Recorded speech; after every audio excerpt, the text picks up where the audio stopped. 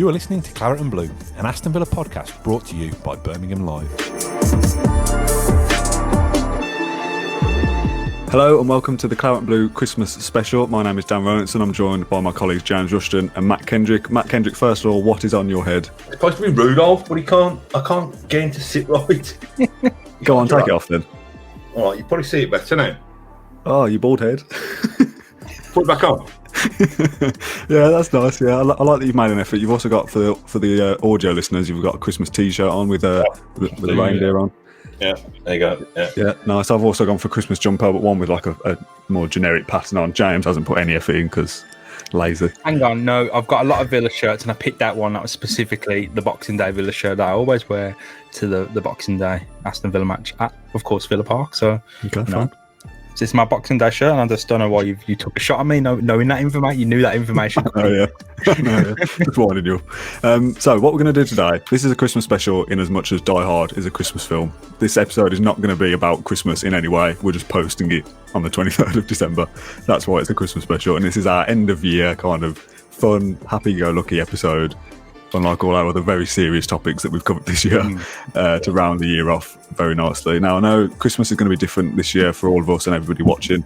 We're not going to have our elderly relatives around sitting by the fire telling us stories. Me and James thought, why not get our elderly relative, Mat Kendrick, to sit us down on the podcast and share some stories this Christmas time for an hour or so. Now, Matt, you've been in journalism for 20 years, I think. Yeah, but you paint him here like kind of Uncle Albert. That's what I'm thinking of, yeah. I thought you were going to come on with the big Santa beard. During the war. Yeah, that's what I'm thinking of, yeah. To be fair, football goes fast, Matt. So, I mean, all the stuff that you covered is ancient history, isn't it, really? That is true. Mate. I remember those sepia-tinted pictures of the Martin O'Neill area way back when. I mean, you don't look a day over 60, mate, so don't That's very kind of you, mate, 'cause I feel like I'm about 86. 21 years, mate, I've been... 21 years, and obviously you've been in the Midlands for a long time, been covering Villa, not day-to-day now, but a few years ago you did. So we've asked you to pick out 10 stories, and we've brought back the random mug of destiny, and we've got 10 titles is the only thing me and James have got. So each piece of paper is a title of a story, so we don't know what's coming here. I've looked at the titles and tried to kind of guess what the stories are about, and some of them are bizarre. I don't know what is coming here. So we'll go through them as random. We've got 10 stories. We'll probably branch off and go down usual tangents in our usual Claret and Blue fashion. So I think that's our long-winded Christmas intro out of the way. Should we start? Yeah, go on. What's in the mug? What's in the mug of Shane? What's in the mug? Okay. The first one is, have you been drinking, Tim? I can't is that remember Tim Sherwood? Have you forgotten what the story is? This is the story of Cabbage Gate. How it the inner workings of a newsroom. So it's Preston at home in whatever month of whatever year it was, October 2018, was it, something like that? Yeah.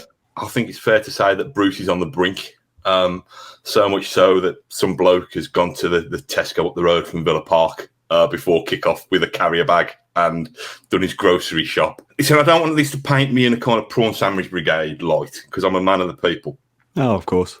But that night I was in the posh seats, being wined and dined with my colleague Steve Wollaston by 32 Red, who were the sponsors at the time. Put on a lovely spread, by the way. Did that? Was it prawn sandwiches?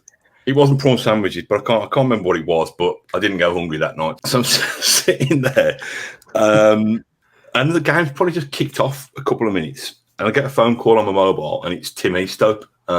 Who's our photographer, or who was our photographer? That's all I was thinking. And he says, Matt, you at the game? You at the game? I'm like, yeah, I'm here. I'm not really working. He said, I've got a brilliant picture. Someone just wanged a cabbage at Steve Bruce. I'm like, have you been drinking, Tim? What do you mean someone just wanged a cabbage at Steve Bruce? He said, honestly, I've got a photo of it. Someone's just kind of thrown a cabbage at Steve Bruce. And I was like, this is going to be a big enough match as it is anyway. We've got Greg. I think it was Greg Evans at the time. Got Greg in the press box. And I just wanted to get on with drinking my free drink, to be honest. Yeah, but, of course. I said, listen, I can't just make an accusation and write that somebody has thrown a cabbage at Steve Bruce until you send me the photo. He's like, yeah, I've got the picture. So here's me thinking it's going to be the picture flying through midair, and it kind of, in like boxing films, Top his head. All the faces are kind of like all the lips and the spit going everywhere. So that. Little did I know it was a photo that looks like it's. I mean, we've all seen the photo. It looks like a cabbage on stars in their eyes. It's like in this real kind of glitzy background.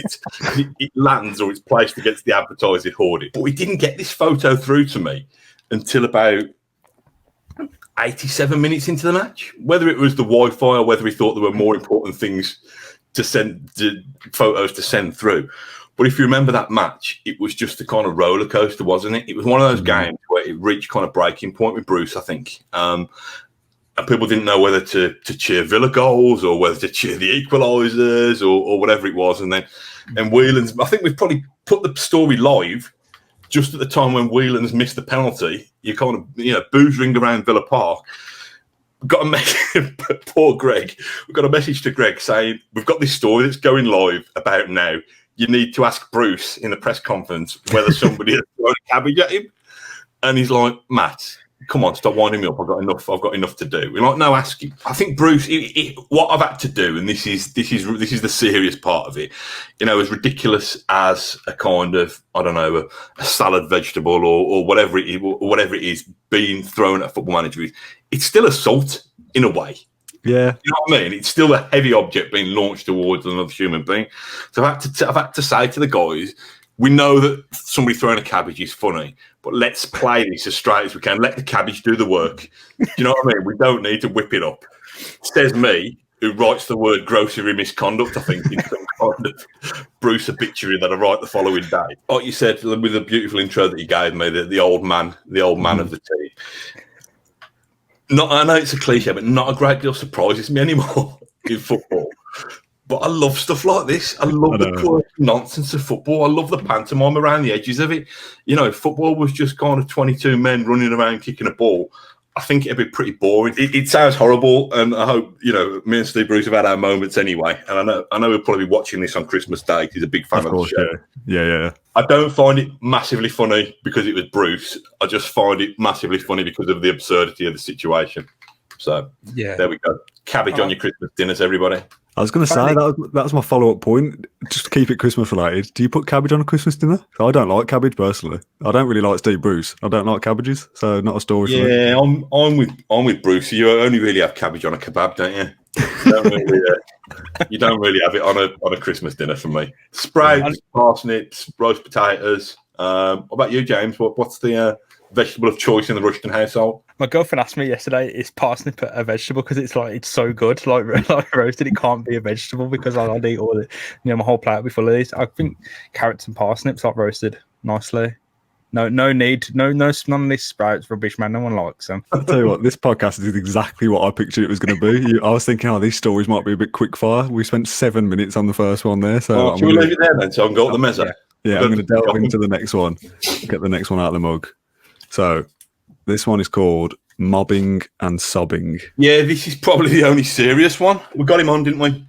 A couple of weeks ago, Still Petrov. A field in Worcestershire on a Saturday afternoon. So Villa were playing away against Worcester City at Stourport Swift at Walsh's Meadow in Stourport. It was Stillion's comeback game.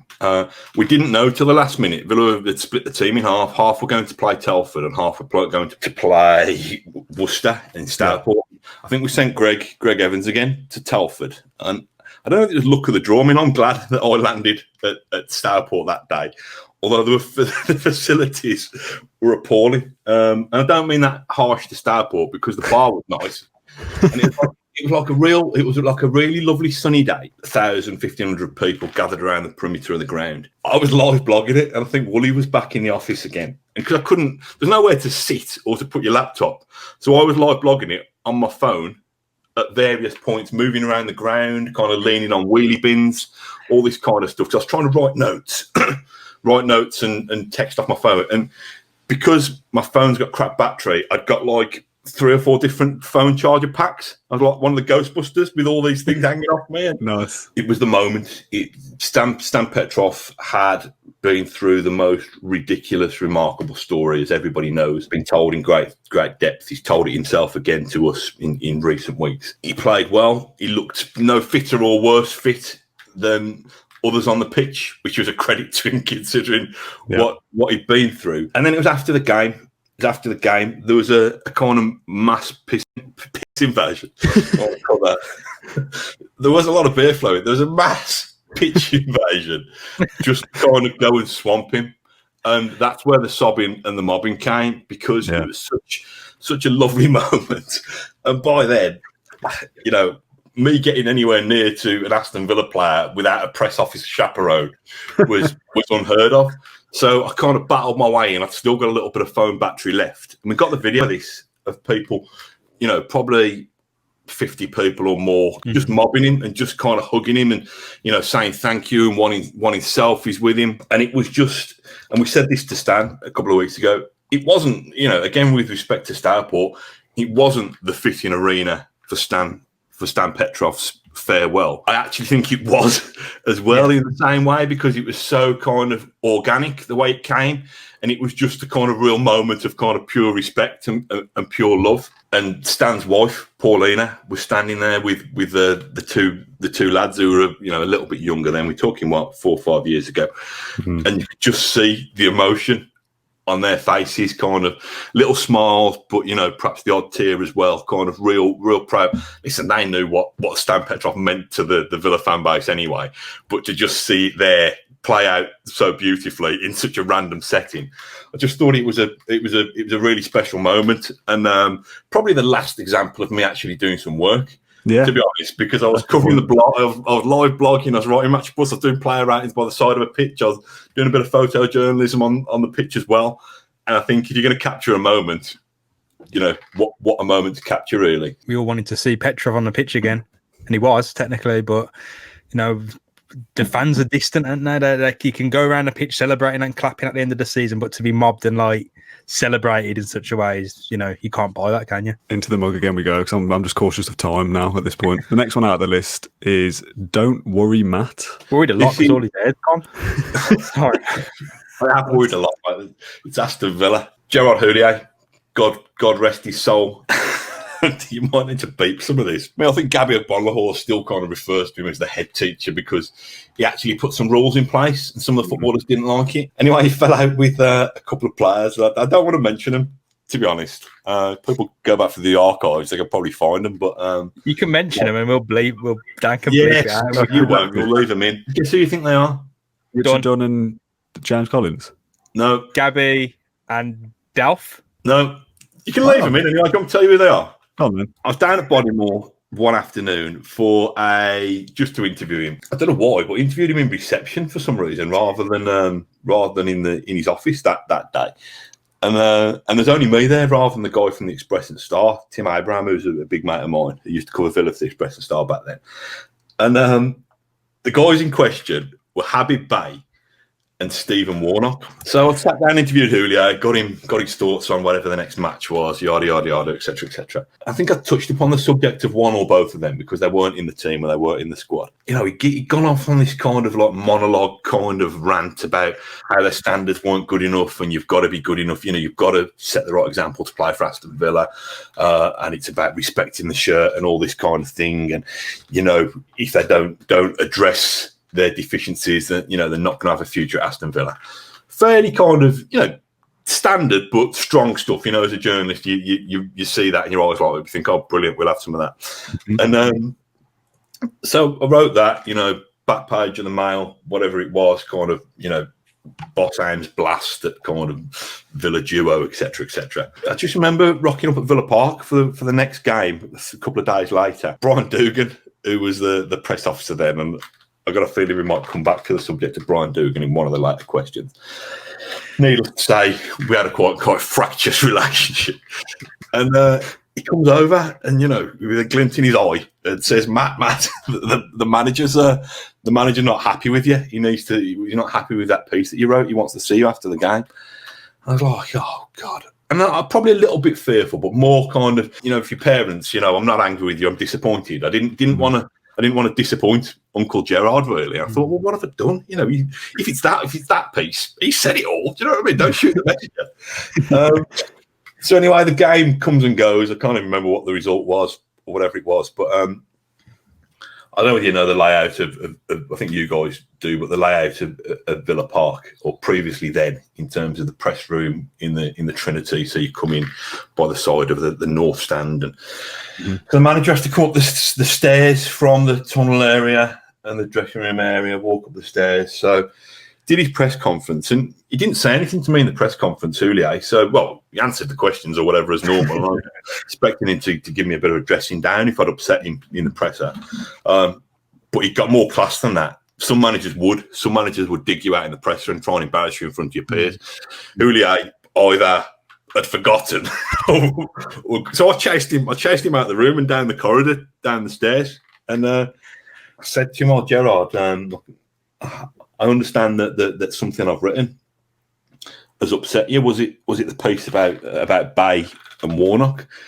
And he just grabs me. He makes a grab for me. I thought, "Oh God, what's he going to do? I'm going to be attacked by a 63-year-old." He grabs my arm really gently, like really, really reassuring and comforting, and says, taps it and says, "I'm not going to do the accent," but he says, "Oh, don't worry, Matt. They're a pair of f***s anyway." I think that's brilliant. So there's me kind of stressing that I'm going to get the world's biggest in, and just puts me at my ease. So I don't know whether he did have a problem with that story anyway. Whether he'd mentioned it and the press officer thought, "I'm going to scare Matt." Yeah. But it was just, I don't know. It just feeds into just like kind of my working relationship with Houllier, and it's probably because I probably get on with managers who are only there a season or less. Before you get to annoy them. I don't have as much scope to annoy them now. But, we did the tribute to him recently, probably a little bit ahead of his time with what he tried to do with Villa, tried to do it a little bit too quickly. But the fact of the matter was that he always kind of conducted himself with grace, with respect, with politeness. I think that comes from A, being an elder gentleman, and B, just being a thoroughly nice bloke. I can imagine that in a French accent as well. For some reason, that's better. Yeah, I'm not going to do it. Just coming out of Houlier's mouth it's funny. It's just, what a bloke. Next one out is singing to a signing. Again, the Houllier era this was. And great pulling out the mug for me to keep them in order. Yeah, it was the Darren Bent record transfer. It seemed to be the kind of shot in the arm that Villa needed, because there was the talk that O'Neill had gone, had our glory days or our chances of knocking on the door of Europe gone. We all know in hindsight they had. But the moment that Ben signed, we just thought, blimey, 18 million quid. 18 million quid. Randy Lerner's still serious here. And we know that Villa's situation in the league forced their hand because it wasn't a vintage season. And, I think Randy Lerner's made that investment to make sure he's protected Villa's Premier League investment by keeping Villa in the Premier League. It seemed like a big deal. And the Darren Bent signing always harked back to, imagine if Darren Bent had been signed by O'Neill. Because for all Gabby and Caru's goal scoring during that era, I don't think either of them would have scored more than 12 or 13. But yes, so Darren Bent has signed on the Thursday or Friday. He's played on the Saturday and beat Man City, haven't we? And we beat Man City. And it was just like we were buzzing a little bit down in the mix zone. So I went down to the mix zone, and for the uninitiated, the mix zone is or was the bit of velvety rope that separates the haves from the have-nots. And down at Villa, you've got the dressing room area, and you've got that bit at the bottom of the stairs from the press lounge. Back in the olden days, maybe not quite as far back as then, in fact, but every player used to walk through, and you'd have the right to stop any player.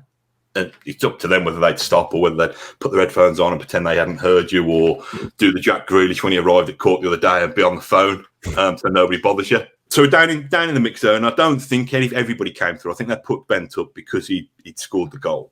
And what was the song? Because basically he came down and I was buzzing for some reason. And I started singing to him. And I think, was it na na na na na na na na na na Darren Ben, or was it a different one? Was it? If you remember that song off the top of your head, it's like the one that come out. I think I sang the wrong one at the time. But surely, would we have had 2 songs for Darren Bent when that was his No, debut? that's what I mean. I think there's something else. I think I must just made that up on my head. Did you walk off in disgust after that? You said that's not my song, Matt. Can you sing the song? Yeah, that's it. Yeah, he actually enjoyed it, and that was the start of a beautiful relationship. He always used to get on. He always used to get on well with Darren Bent. I think he realised he was dealing with a dickhead. And I think, in that sense, I mean, I don't know why. I don't know why you would think that, but in that sense, he was always really good, and we'll probably touch on Darren Bent again. With a story oh. Watch on 40. Oh my god, you can't make it up, can you? The other Darren Bent story, because I'm conscious that I'm rambling. But, We've got loads in here, mate. Can we hurry up? Only quickly, during pre-season, we went to Philadelphia as part of the pre-season tour, and I remember being there when Darren Bent and Fabian Delph kind of raced up the rocky steps. But all I can remember is they were still around when I tried it. And I was like gasping like a heavy breather. And I just remember them both taking the pee out of me. Which again, that'd be hard though. I think it was affectionate. I mean, Christ knows what they'd have done if they'd have seen me kind of chopping logs or whatever else Rocky does in that montage. Excellent. The next one is Heaven is a Place on Earth. This was on Karaoke with Paul Faulkner. Oh God! How do you get into these situations? Not exist anymore. There's not a great deal more to the story than that. Okay. Other than it was a Player of the Year awards. I can't remember what year it was. I don't think I was intending to stay and have a drink. I think I'd driven, but I ended up abandoning my car in the Holton. I know, yeah. I ended up abandoning my car in the Holton car park, and it's that one where, Dad, can you give me a lift to Villa Park tomorrow morning? I've got to go get my car back. But yeah, we'd just had a few drinks in. It's bizarre because I used to get on I still do get on really well with Paul Faulkner, and I go for a drink with him occasionally. But I don't think we'd ever normally end up down. Is it the Tap and Spoil off Broad Street? Do you know the one down by the canal? You go downstairs, it backs onto the canal. Yeah, I know what you mean. So it was just that. That's the story, pretty much. Got drunk at Player of the Year. Myself, Paul Faulkner. Do you know Lisa Smith, who used to work for Birmingham Post, Birmingham Mail, and Nicola Key, who used to be the ticket office manager at Villa Park.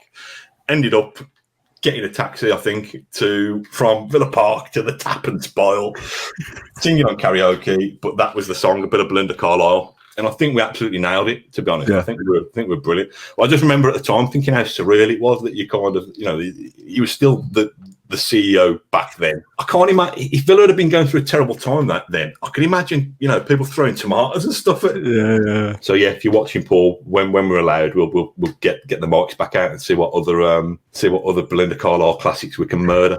I love that.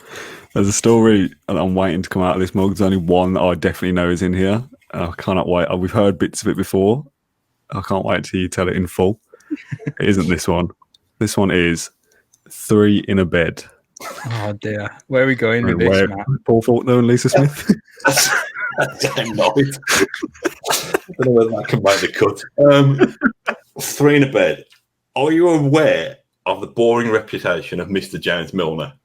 Yes. Back then, so we're probably talking 2008. Blimey, it sounds a long time ago now. We used to do features for the Sunday Mercury, and because the Mercury came out on a Sunday, there's a clue in the name, we used to try and do something that wasn't match related. So you'd do something, you try and get to the 4th place of Google to find something interesting about football, or they wouldn't have had Instagram then, so you'd have to try and kind of find like a quirky hobby or something stupid. Found out that Milner is a massive darts fan, and I think he played like exhibition matches against Phil Taylor. Other leading darts players are available, and my editor at the time on the Mercury, a guy called Lee Gibson. It was a Sunday paper, so they used to try and whip things up a little bit. And he just put this headline. Well, not even a headline. It was just a kind of little bit of a splash on the back page to taste the feature that was inside. Yeah. And he put something like Milner in three in a bed. Not shame on, but it's some Milner loves 3 in a bed or something like that. And it was just like, that's how he relaxed away from football, playing darts. And it was like the most innocent James Milner story you can ever imagine. But we whipped it with this 3 in a bed thing. And I get the kind of curly finger from the press officer again, summoning me saying, James is really upset about this. We know it was meant in good fun or whatever, but it doesn't portray the kind of image that James Milner wants to portray. And, he nearly choked on his breakfast when he when he saw the paper. So could you go and apologise to him? So again, it's at the training ground, and he didn't tap me on the wrist and say there are a pair of beeps anyway. But it was just like that squirming moment where he didn't really care. I think he just wanted me to kind of feel a little bit awkward about it. So I was like, kind of, listen, James, I'm sorry about this. If you read the feature, it just talks about your love of darts and stuff. My sub-editor's gone a little bit over the top with that.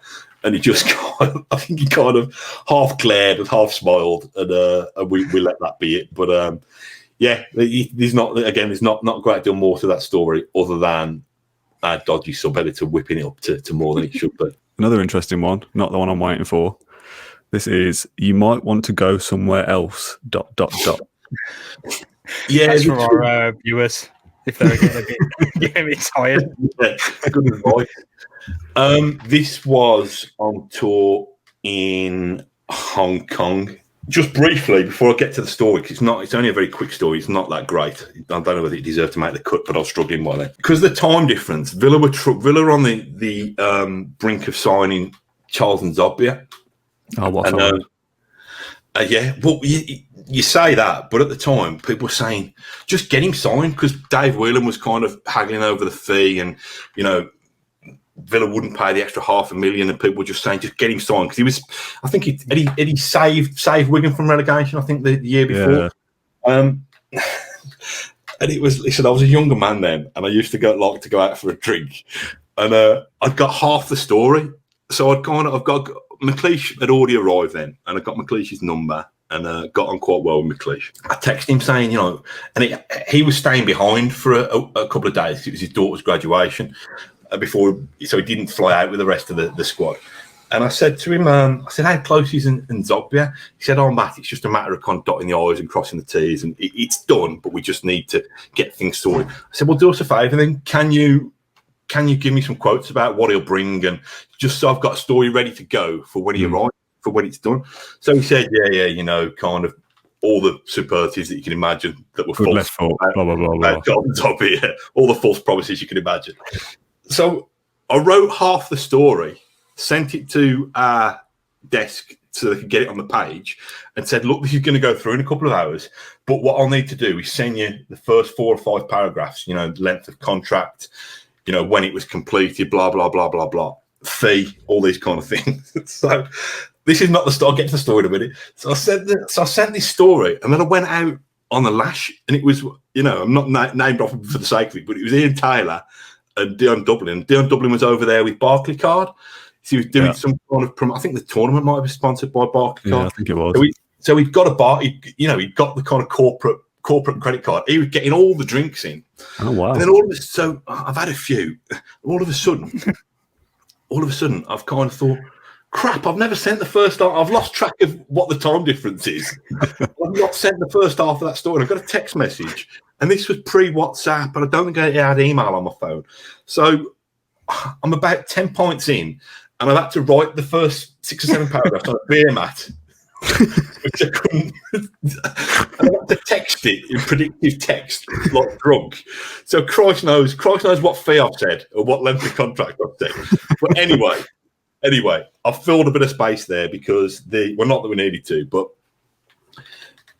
McLeish had got a fairly strict-ish regime because he was the new manager with the players, and he wanted to make sure that pre-season everybody's fit and stuff like that. I think he let the players out one night, and fine. Or I think he let them have a drink in the hotel one night. But on another night, I was out going for a drink to meet Paul Faulkner somewhere else in town, and all the players had sneaked out again. And they were in, I don't know if you've ever been to Hong Kong, but there's this kind of really seedy part of Hong Kong called Wan Chai. And it's proper grim. It's a good night out, but it's proper seedy.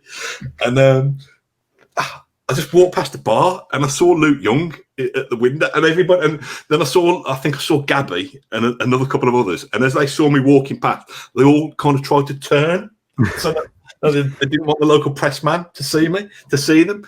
And I just wandered up because Luke Young was still there, like hiding behind a pint glass or something. I was like, "All right, Luke, how are you?" And he's like, "Oh, Matt, don't say anything." I said, "Listen, I'm not gonna stitch you up. I'm not like, I'm not a dirty grass." But just to warn you, the chief executive is about, if you're going to keep drinking, go up the hill rather than down the hill, because the chief executive and the head of communications and et cetera, are down there. So basically that was it. I kind of said to him, "You keep to yourself, we'll go this way." And then like as the night went on, I think we all, like the CEO, the head of communications, half the squad, gravitated back towards one of this seedy bar anyway. And I'm thinking, like, well, I warned you. But I think they got away with it anyway. I think McLeish needed to make friends then anyway, so I don't think he was going to start dishing out kind of, 2-week fines and stuff like that. But the glory days when you could, I don't know what you could do really, drink with the CEO, I suppose. Paul Faulkner comes up a lot. He's like your best mate, isn't it? Yeah. Not three or four times. He's had a side mention. I was out with Paul Faulkner. We did this and that. Yeah, me and Paul, busy mates. Should have been on the board. Really, it'd have all been a lot different. The next one out, the Mug of Destiny. This must be pre-season related as well because Texas isn't in Villa Park. The Texas team talk. Texas team talk. Still waiting for that one story. We've only got 2 left. That would have been what year did they go to Texas? 2013. When Roy Keane was there. That was the days when Birmingham Live and Birmingham Mail had a budget, because they sent me and Steve Wollaston across to Texas, which would have been great if we hadn't have been banned from having any access whatsoever to any of the players or any of the manager. So you just went on holiday with Steve, basically. Well, I did, yeah, but we worked really hard. It was ridiculous because we weren't getting any access. We wanted to do as good a job as we could, telling stories in a different way. The first day we got there, where would it be? It would be Dallas, I think. It might be FC Dallas. And the the club, we'd fallen out with Lambert. Believe it or not, we'll come to that in a minute. We got restricted access, but we knew that we were doing a question answer session with the fans. So I knew like loads of the fans leaders. We'd done loads of content and features around them, and I kind of equipped them with questions. So I said, when you go in, ask them about this, and this. They got a brilliant contract line out of Fabian Delph saying, "Oh yeah, I'm about to sign a new contract" and stuff like that. So the moral of the story is you don't ever really need a journalist to go and ask a question. Just put the fans up to it. Anyway, because we're doing all these types of content, different types of content, there was a fans game, and it was absolutely boiling. And Lee Hendry was over there as the ambassador for Villa, doing some of the kind of meet and greets and stuff like that. And I actually think Tales was supposed to go, but because he'd done a brutal column about Lambert in our paper, I think Lambert had stopped him going. That might be wrong, but I think that was the plan anyway. Wow. So we play this game, and I'm 2 stone heavier than I am now, and I'm squeezing this top on. Lee Hendry's playing, and like for some reason, I'm left-footed. I'm a left back by trade, and I can't move, and I end up playing right wing. And Lee Hendry starts playing these beats 4 players, and then threads a kind of inch perfect pass to me, and I'm gasping again, like I've run up the steps in Philadelphia, and it's just shocking. Basically, a gifted footballer next to an oath. Anyway, at half time, Woody says, I tell you what would be good. Why don't you do this kind of really brutal team talk? I think I might be wrong, but I think Jimmy Bullard had done the old celebration of do you remember when whatever his name was, Phil, what was his name, the manager? Phil Park? No, not Phil Parkinson. Phil Brown? Phil Brown done that thing. So you might have this on file, but there's this kind of team talk. And bearing in mind, I'm the fattest, sweatiest kind of out of date mess of all of them. And I'm going around and battering them. And everybody, including Henry, like telling them how crap they are and all this kind of stuff. And there's this one kid, and he's a mate of he's the son of my mate, Javo. Really nice lad. And I'm absolutely laying into him just for comedy effect. And I'm just thinking, have I gone too far? I've gone too far. It's too far when you're throwing a boot off his head, yeah? Yeah, but the thing is, like, so all our readers are expecting us to have this kind of exclusive kind of blow-by-blow content from Texas, and there's just kind of me and Wooly messing around, shouting at Lee Hendry and destroying some kid's spirit. How many have we got left? We've got 2 left. So one of these is going to be a really good one as well. Yeah, so one of them, you've waited long enough. and we're going to have to wait until the final one, because the one I'm thinking of is last. This one is Black Eye Boy. Did you batter? No, I didn't batter. Did he throw a boot off his face? This was this predates my career. So sack it off then. We only wanted to know the good stuff, Matt. There's a good clip on it if you can find it. There's two occasions where I've had kind of warm handshakes from Villa chairman. This one was, I was down on the front of the Holt End when Holt End was a standing area. I think I'd have been about 16 or 17. I think I'd have that yellow Villa top on, the Villa third top on. And for some reason, well, I remember why, I'd just discovered going out with my mates. And for some reason, I'd got into a fight. Who'd have thought it? I taught my way into a fight and then couldn't back it up. And somebody had swung for me and given me a black eye. And I think I'd pretended to my mum and dad that it had happened in training on a Saturday morning. With, I'd had an elbow when I've been football training and stuff like that. When I hadn't, I'd actually been battered for, I'd been out drinking kind of, 2020 and cans of Special Brew or something when I shouldn't have been. And so I've been trying to downplay this as much as possible. And then it makes it's immortalised forevermore, this black eye, because I'm on this Villa video called Chapter and Verse. I think you might be able to nick a little bit of it if I can dig the thing out. But I'm at the front of the Holt End. I've got the worst curtain haircut you could ever. Have I not shown you this before? I don't think so. Yeah, I've got the worst curtain haircut you can ever imagine. I've got a black eye. I'm at the front of the Holt End. And Doug Ellis is doing a tour. He's doing a walk around the Holt End. So I burst to the front and shake his hand.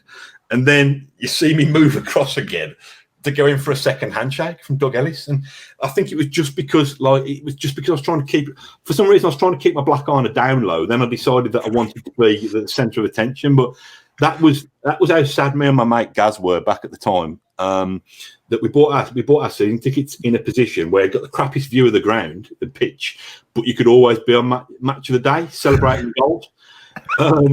Wow. So. But the other handshake was when O'Neill left.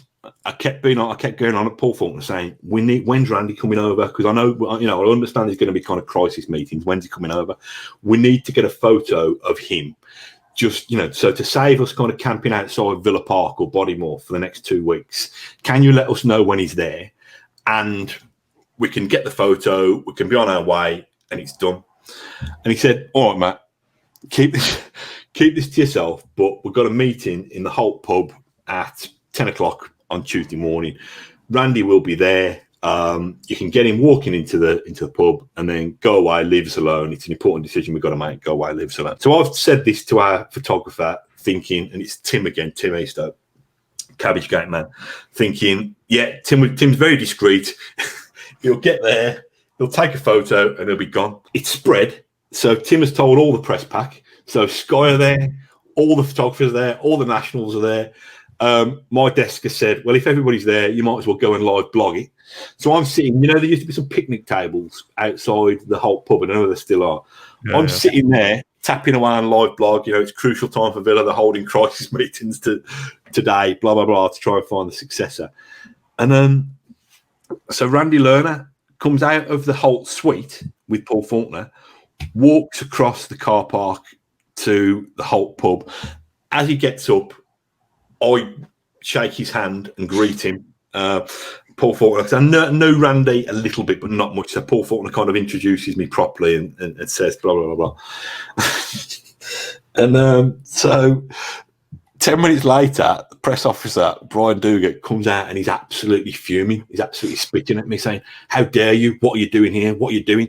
Get off this property now. And I said, well, I can get off, Brian, but I'm halfway through tapping out something.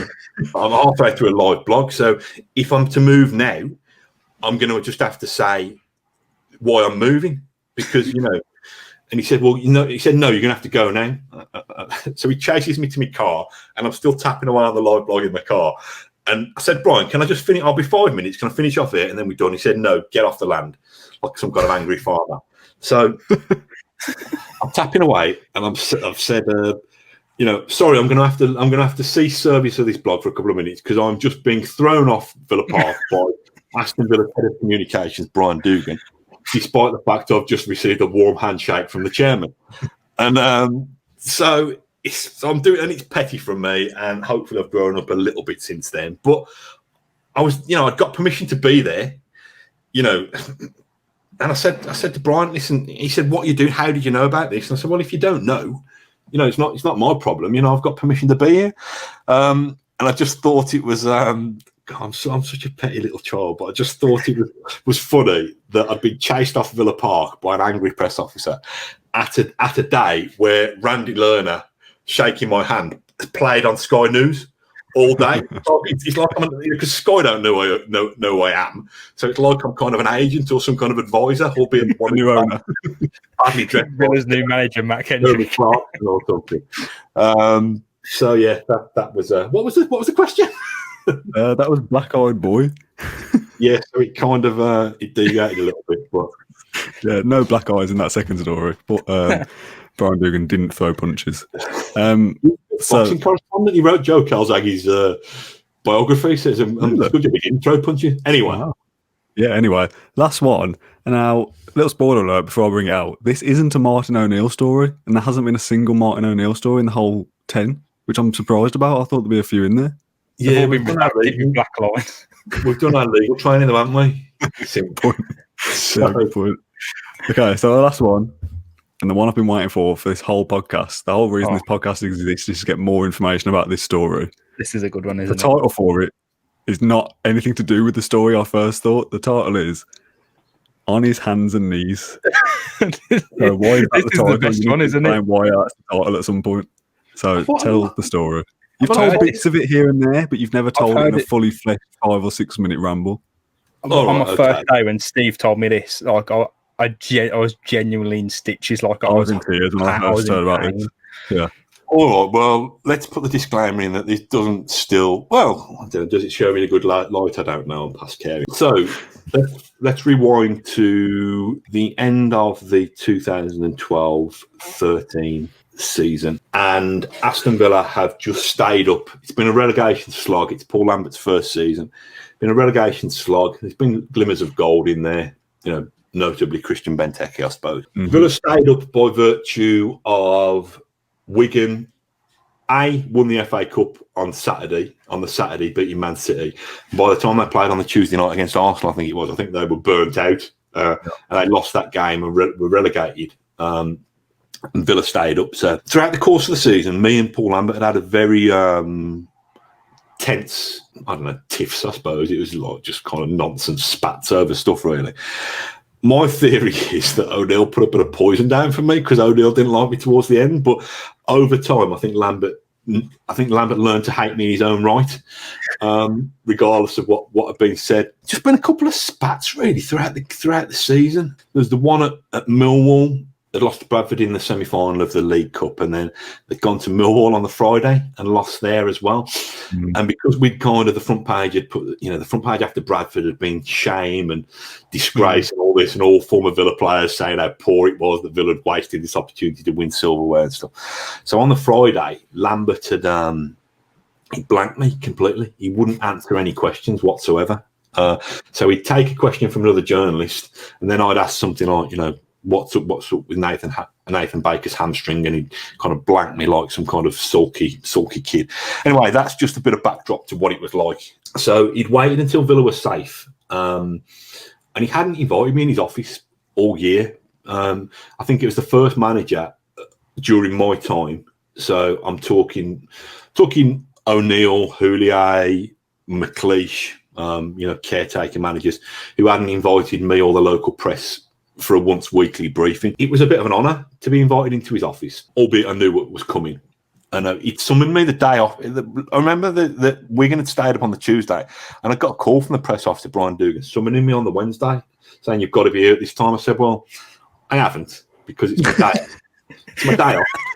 It's my day off. I've got, I've got my kids to look after, so we'll have to wait. I'll come the following day."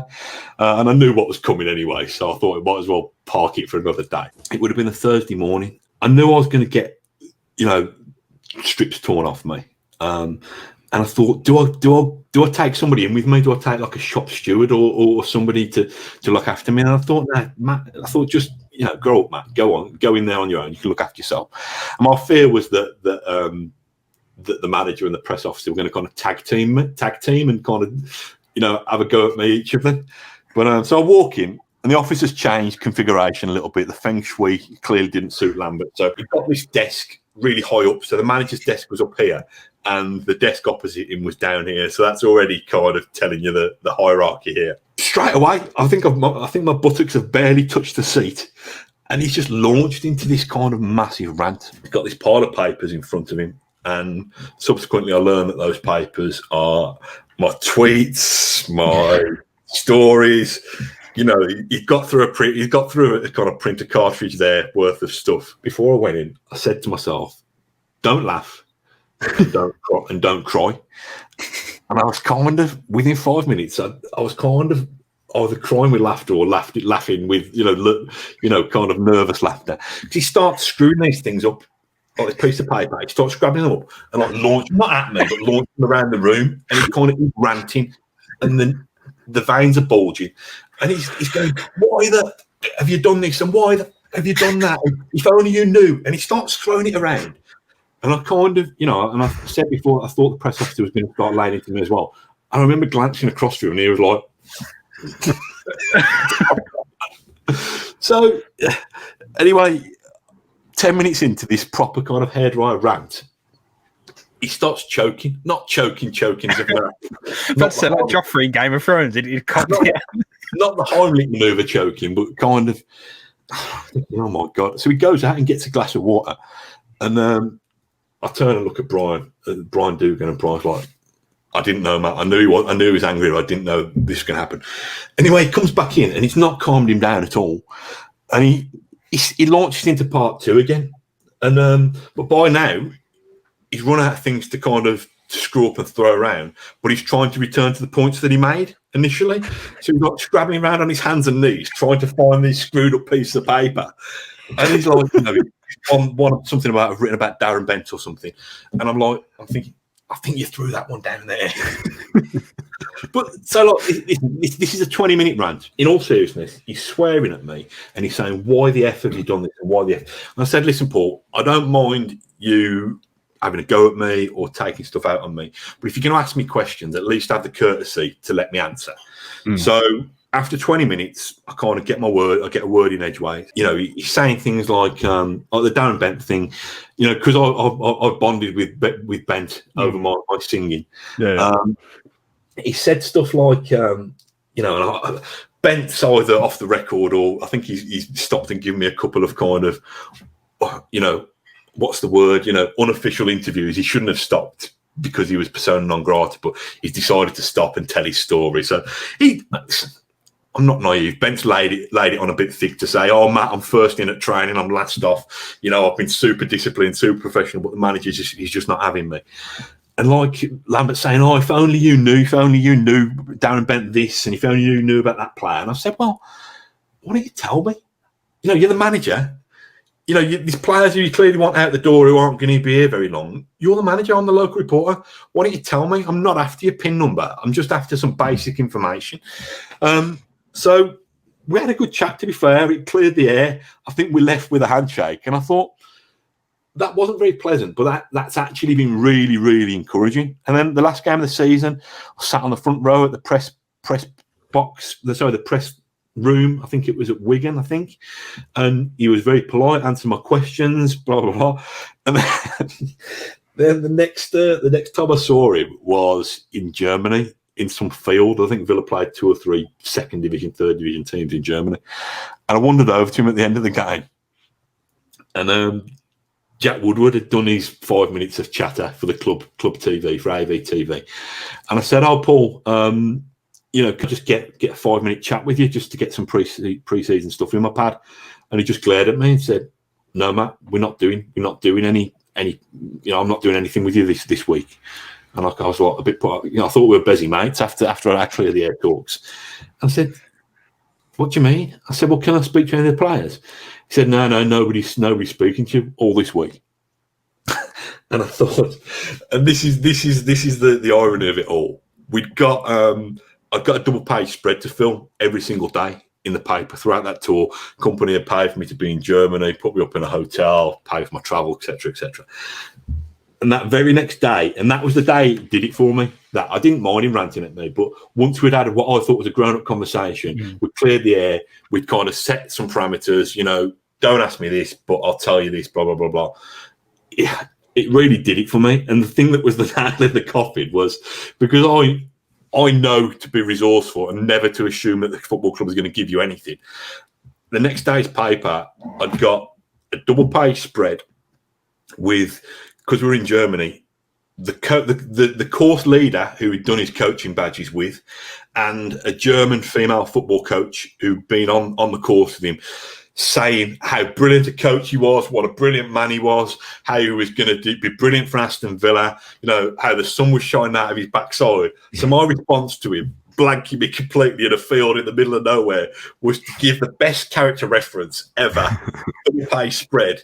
And I just thought, okay, that's the last time, unless you earn it, that's the last time that I write something nice about you. Yeah. And there was scope because Villa would have gone on and beaten Liverpool away after that. They'd have been, they'd have battered Sunderland. And there were some, listen, I'm not, juvenile enough to say there weren't some good moments under Paul Lambert, and there weren't some, he didn't have his hands tied behind his back, because he did to a certain degree.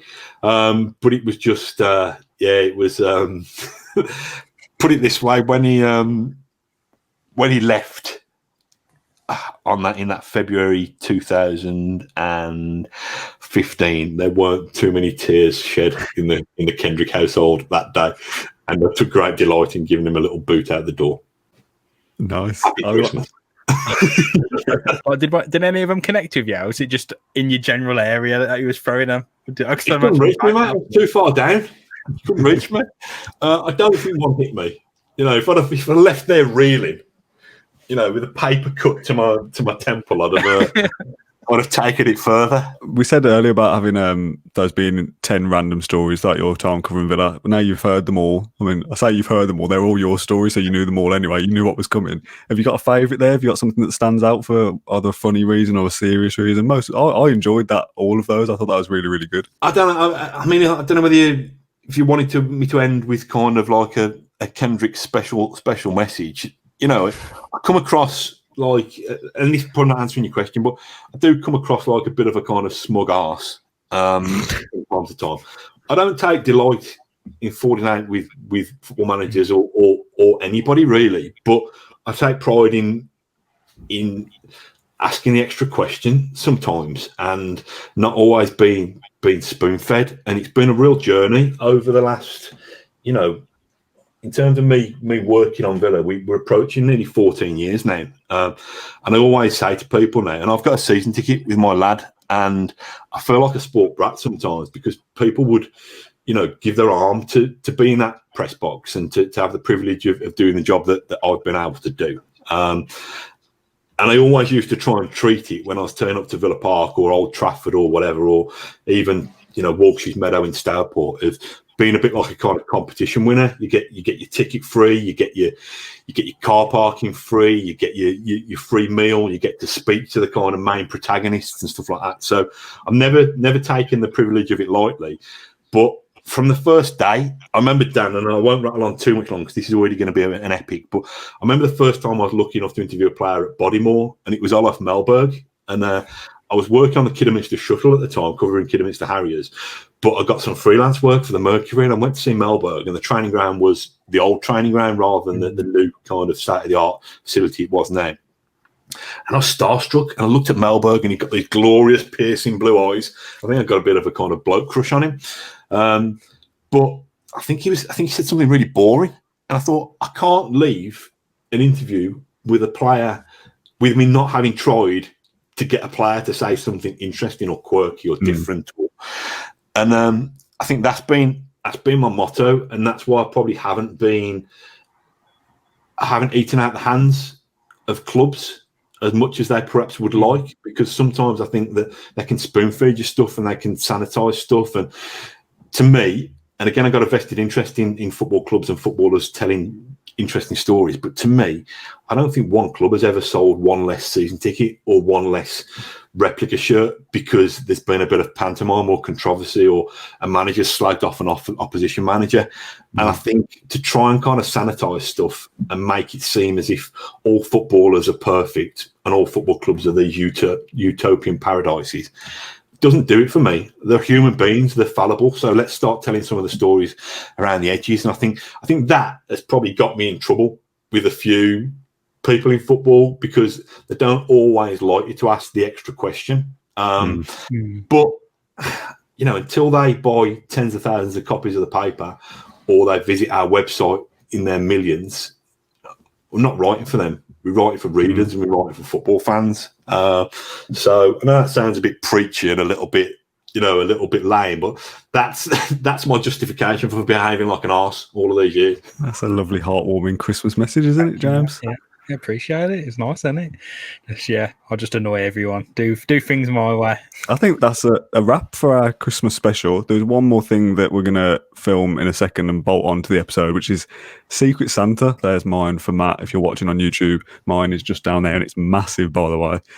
What's the caption on yours, Matt? What was the tag? Big fat bald head. Hold no context, Kendo. It's a double field gift. It's a bit of content out of you. Did you see what my wife said about it?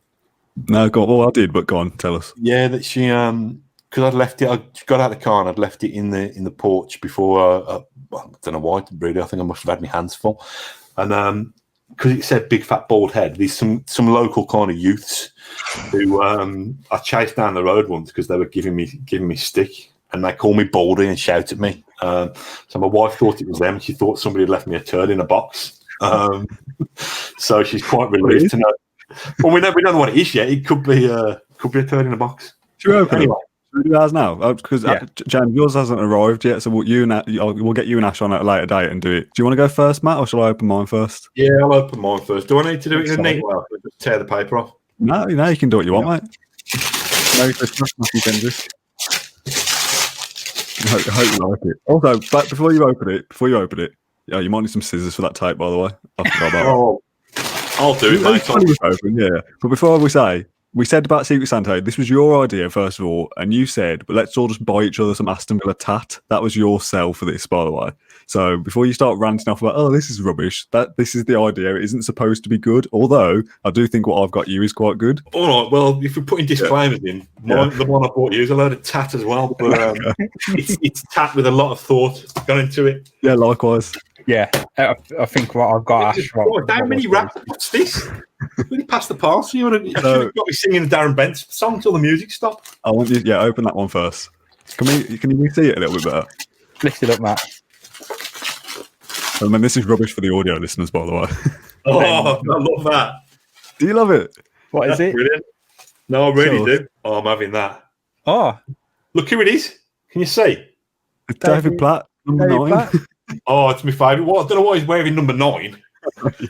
And I don't know why he's got hair, because he's got a bigger slap head than me normally. But there we go. So it's just a bloke, isn't it, actually?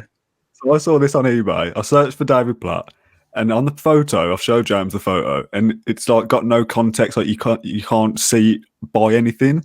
So in my head, I was thinking it was going to be like this tall, like 7 or 8 inches tall. And first of all, it looks nothing like David Platt, which that makes it funnier. Second, I was like, I'm pretty sure he's number 8, and the little figure's got him as number 9. So I thought that's funny. And then when it arrived to me, and it's like 2 inches tall, that makes it all the more funny. It's massive. I thought it was like a big like table desktop kind of thing. But even then, when you said that, Dan, I thought it was going to be like this big, like little tiny Subbuteo thing. It's pretty. It is good. Look at this. He gets bigger than near to the camera. Look, I love that. Actually, I'm actually quite touched. Can I come and swap mine that I bought you? Before you open the second one, this is what Matt's bought me, by the way. Look how big it is. It's heavy. I'm concerned about what's inside it. That's just all the wrapping, mate. It's actually a tiny little Yakuba Seller. Wearing number 1. What we got here? A hat for me bald head. It's a woolly hat to cover your big fat bald head. Quite like that. I've done well out of it. This is a good gift.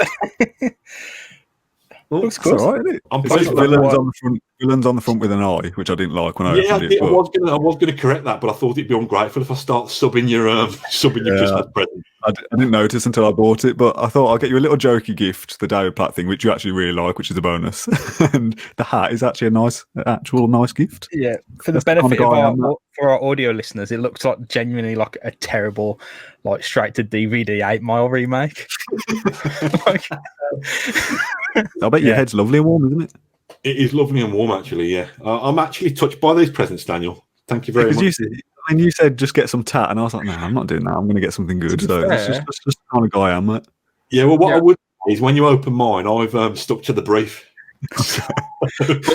Dan, remember what we did pick out first, which is, and I'm not lying, Matt, you were going to probably get a job lot of, do you know the Powerpod figurines? I don't mind them. Listen, yeah, but you would have got 72 Joe Coles. Oh, Joe Cole, and it was a pack of 72, and it was like, what was it, 10 quid or something for it? It was like 12 quid for 72 Joe Cole I think in this Villa shirt, maybe. Figurines. It's funny. Joe Cole sounds like the worst line from 12 Days of Christmas, doesn't it? I was very tempted to do that. Just get you one, and then be like, here's another box, and there'll be another 71 inside, and go, deal with it. But I didn't. No, I'm loving this. I like the Platt because he's my favourite player. Yeah. And I know, listen, we know how we airbrush Villa out. We go back to a previous episode to hear me arguing that. And this hat will actually have a really good functional purpose for me because I will wear my hat as I walk around the block during my 2021 fitness regime of getting off my arse and moving. Shall I open mine? Yeah, it's delicate, so be gentle. What? So I'm going to guess before I open it. I think it's a picture frame, is what I think it is. It's wrapped very well. Is this your wrapping, or have you got someone to do it for you? No, my wife's wrapped that for me. Right. And once you've opened it, we'll give some shout outs to a couple of grown ups who have helped me. Okay, sorry. Okay, so right, here we go. Wow. It is a massive surprise. So it is a picture frame.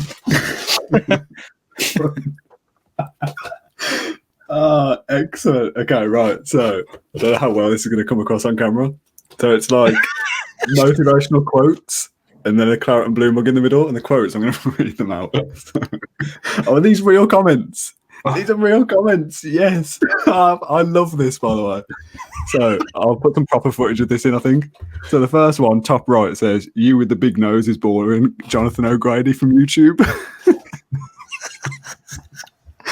Excellent. We've also got Sim King 1874 from iTunes who says, "You're better than this, Dan. Stick to producing great content that pushes boundaries as opposed to churning out this for the sake of it for 50-year-old Birmingham Mail readers to listen to whilst they're on their overpaid bin rounds." That was one of my favourite comments we ever had, so I've now got that immortalised in print. Steve Wollaston has stuck the words. I wanted to dig out the kind of waterfalls and the emotional graphics, so I've done that, and I've dug out the quotes. Wooly's married the two together. And my wife has printed them off the correct size, and she's the only one who could handle a pair of scissors to cut them out. So it looks quite smart, doesn't it? It does, but I've just read another one. I mean, it's the gift that keeps on giving, this one. So this one was from Jags P on iTunes. He says, "The host lets this podcast down, not knowing how many points Villa have winning a relegation battle, to forgetting games which only happened a few months ago. There are plenty more knowledgeable Aston Villa podcasts out there." I mean, it's factually correct, that review. So, Merry Christmas, everybody. That's so cruel. Thank you very much for tuning in to our Christmas special. First of all, that first part with the 10 stories of Mat Kendrick's Christmas campfire, or whatever we've decided to call this later down the line. Mat Kendrick's boring granddad Christmas stories, while we also can't see our family. Whatever the title is, I absolutely loved it. It's such a good idea to do. So many good stories, and then I hope that people watching along at Christmas time, whether this is in the start of the new year when they've got some more time. But I mean, what is anyone doing at Christmas? You might as well stick a podcast on, haven't you? We've got nothing else to do. So we hope that you've enjoyed it as well. Also, we hope you enjoyed the podcast for the whole of 2020. Difficult year for obvious reasons. We didn't even know how the podcast would go when things first went into lockdown in March. So the fact that we've now to keep it going, and not only just going, but from strength to strength over the last few months is really great for us all. So yeah, thanks everyone who's tuned in and supported us, and here's to 2021 being better in every aspect. Yeah. Merry Christmas! Merry Christmas, everyone. Thank you for listening to Claret and Blue, an Aston Villa podcast. If you enjoyed today's episode, then please let us know. We love hearing your feedback. We'll be back soon with another episode. Until then, up the Villa!